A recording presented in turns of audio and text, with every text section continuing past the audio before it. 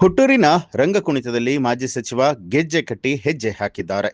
ಮಾಜಿ ಸಚಿವ ಡಾಕ್ಟರ್ ನಾರಾಯಣಗೌಡರಿಂದ ಹುಟ್ಟೂರಿನಲ್ಲಿ ರಂಗಕುಣಿತದಲ್ಲಿ ಕುಣಿದು ಸಂಭ್ರಮಿಸಿದರು.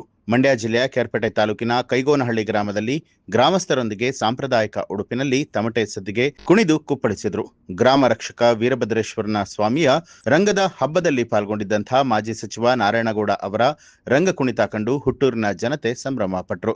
ರಂಗಕುಣಿತಕ್ಕೂ ಮುನ್ನ ದೇವರ ದರ್ಶನ ಪಡೆದು ವಿಶೇಷ ಪೂಜೆಯನ್ನ ಸಲ್ಲಿಸಿದರು.